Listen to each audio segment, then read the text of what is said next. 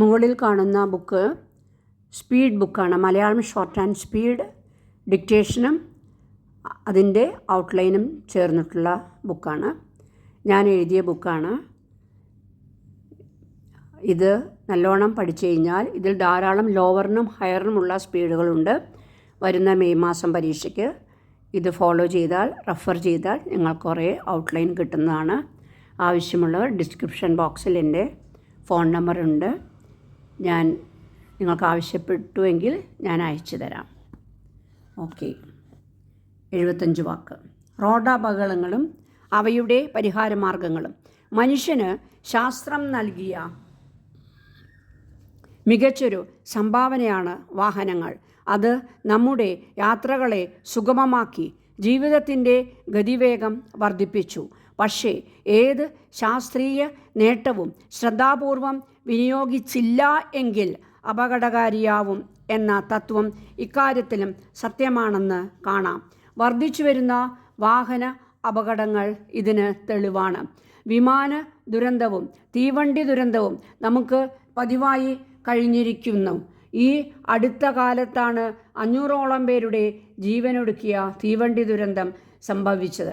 വാഹനാപകടങ്ങൾ ഇങ്ങനെ നിത്യസംഭവം ആയിരിക്കുന്നു. അതിൽ അസാധാരണമായ ഒന്നാണ് റോഡ് അപകടങ്ങൾ. വാഹനവുമായി കൂട്ടിമുട്ടിയും വാഹനം മനുഷ്യരെ ഇടിച്ചു വീഴ്ത്തിയുമാണ് റോഡ് അപകടങ്ങൾ ഉണ്ടാകുന്നത്. കേരളത്തിൽ മുമ്പെങ്കും ഇല്ലാത്ത വിധം വാഹന അപകടങ്ങൾ ഏറി വരികയാണ്. നമ്മുടെ റോഡുകളിൽ ഒരാളുടെ എങ്കിലും രക്തം ചിന്താത്ത ദിവസങ്ങൾ ഇല്ല എന്ന് തന്നെ പറയേണ്ടി ഇരിക്കുന്നു. അത്തരത്തിൽ അകാലത്തിൽ ഒടുക്കേണ്ട ഒന്നല്ല ജീവിതം എന്ന് നാം ഗൗരവമായി ചിന്തിക്കേണ്ട കാലം അതിക്രമിച്ചിരിക്കുന്നു. വാഹനങ്ങളുടെ എണ്ണം കൂടുകയും അതിന് അനുസരിച്ച് ഗതാഗത സൗകര്യം വർദ്ധിക്കാതിരിക്കുകയും ചെയ്യുന്നതാണ് അപകടങ്ങൾക്ക് ഒരു പ്രധാന കാരണം. അപൂർവം ചില നഗരങ്ങളിൽ ഒഴിച്ചാൽ നമുക്കിന്നും ഇടുങ്ങിയ റോഡുകളാണ് ഉള്ളത്. അവയിൽ അധികവും കുണ്ടും കുഴിയും നിറഞ്ഞവയും ആണ്. ദേശീയ പാതകളിൽ പോലും വേണ്ടിടത്ത് വേണ്ട രീതിയിൽ ട്രാഫിക് സിഗ്നലുകൾ ഇല്ല എന്ന പരിമിതിയും ഉണ്ട്. റോഡ് അപകടങ്ങൾ ക്ഷണിച്ചു വരുത്തുന്ന മറ്റൊരു ഘടകം അമിത വേഗതയാണ്. തിരക്കുപിടിച്ച ജീവിതശൈലിയെ മുറുകെ പുണരുന്ന മനുഷ്യൻ തൻ്റെ ജീവൻ അപകടത്തിലാണെന്ന കാര്യം വിസ്മരിക്കുന്നു.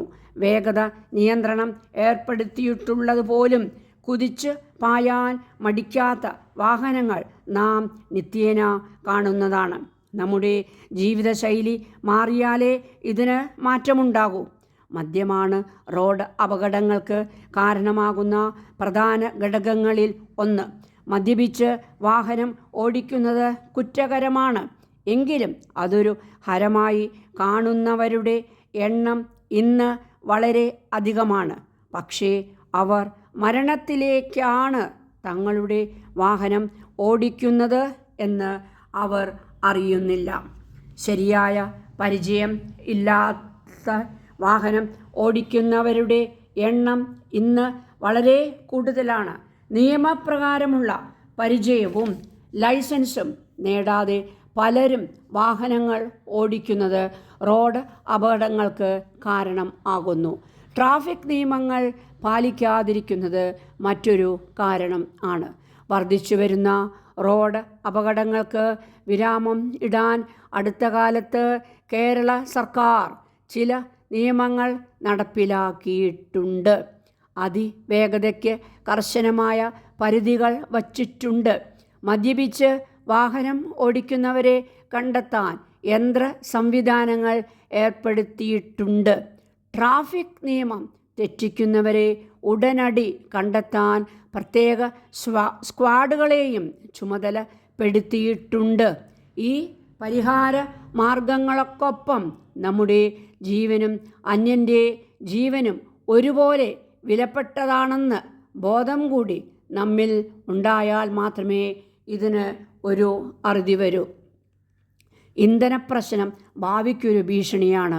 മരത്തിൽ നിന്ന് കടലാസ് ഉണ്ടാക്കാൻ ശാസ്ത്രത്തിന് കഴിയും. പക്ഷേ കടലാസിൽ നിന്ന് മരമുണ്ടാക്കുവാൻ അതിനാവില്ല.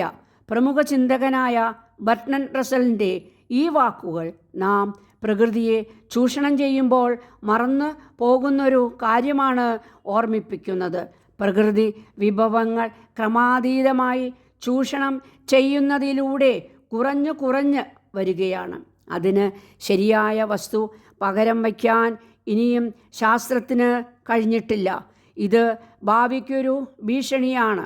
ഊർജ സ്രോതസ്സുകളായ ഇന്ധനങ്ങളുടെ കാര്യത്തിലും ഈ ഭീഷണി നിലനിൽക്കുന്നു. കല്ലുരച്ച് തീപ്പൊരി ഉണ്ടാക്കുന്ന ആദിമ മനുഷ്യനിൽ നിന്നാണ് ഇന്ധനത്തിൻ്റെ കഥ ആരംഭിച്ചത്. പ്രകൃതിയിൽ ഒളിച്ചിരുന്ന ഈ ശക്തിയുടെ കണ്ടെത്തലാണ് മാനവ പുരോഗതിക്ക് തിരികൊളുത്തിയത്. വിറകും കൽക്കരിയും തൻ്റെ ആവശ്യത്തിനായി വിനിയോഗിക്കാൻ പഠിച്ച മനുഷ്യൻ ക്രമേണ വൈദ്യുതിയും എണ്ണയും കണ്ടെത്തി. തടഞ്ഞു നിർത്തിയിരിക്കുന്ന വെള്ളത്തിൻ്റെ കരുത്തിനെ വൈദ്യുതി ഉൽപ്പാദനത്തിലേക്ക് തിരിച്ചുവിട്ടു. പിന്നെ സൂര്യപ്രകാശത്തെയും കാറ്റിനെയും ഉപയോഗശൂന്യമായ വസ്തുക്കളെയും അവൻ തൻ്റെ ഊർജ സ്രോതസ്സുകളാക്കി. ഏറ്റവും ഒടുവിൽ അണുശക്തി എന്ന അപാരമായ ഊർജ സ്രോതസ്സും അവൻ തൻ്റെ കൈക്കുള്ളിൽ ആക്കി. ഇത്തരത്തിൽ കണ്ടെത്തിയ ഇന്ധനങ്ങളെ മനുഷ്യൻ നിർമ്മാണങ്ങൾക്കെന്ന പോലെ നശീകരണത്തിനും ഉപയോഗിച്ച് തുടങ്ങി. അണുശക്തി ഇതിൻ്റെ ഏറ്റവും നല്ല തെളിവാണ്. പുരോഗതിയിൽ നിന്ന് പുരോഗതിയിലേക്ക് ഉള്ള അവൻ്റെ യാത്ര ഊർജ സ്രോതസ്സുകളുടെ ആവശ്യകത വർദ്ധിപ്പിക്കുകയും ചെയ്തു. ആവശ്യക്കാരന് ഔചിത്യമില്ല എന്ന് പഴമൊഴി പോലെ അവൻ തൻ്റെ ആവശ്യങ്ങൾക്ക് ഒരു നിയന്ത്രണവും ഇല്ലാതെ പ്രകൃതിയെ ചൂഷണം ചെയ്യാൻ തുടങ്ങി. വനസമ്പത്ത് ഗണ്യമായി കുറഞ്ഞു. അത് വിറകിന് ക്ഷാമമുണ്ടാക്കി. വനനശീകരണം മൂലം മഴ കുറഞ്ഞു. അത് ജലവൈദ്യുത പദ്ധതികളെ ബാധിച്ചു.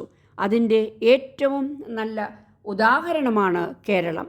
കാലം തെറ്റിയ മഴയും വരൾച്ചയും കേരളത്തിൽ ഇന്ന് പതിവായിരിക്കുന്നു. വൈദ്യുതി ക്ഷാമം ഇവിടെ നിത്യ സാധാരണമാണ്. ഇടവപ്പാതിയും തുലാവർഷവും മുമ്പത്തേതിലും നിന്ന് കുറഞ്ഞു. വനസമ്പത്തിൻ്റെ നാശം ക്രമേണ കൽക്കരി ലഭ്യത ഇല്ലാതാക്കും. ഈ രീതിയിൽ മനുഷ്യൻ പ്രകൃതി ചൂഷണം തുടർന്നാൽ നമ്മുടെ എണ്ണപ്പാടങ്ങളും കൽക്കരി ഖനികളും നശിക്കുവാൻ അധികകാലം വേണ്ടെന്നാണ് ശാസ്ത്രമതം.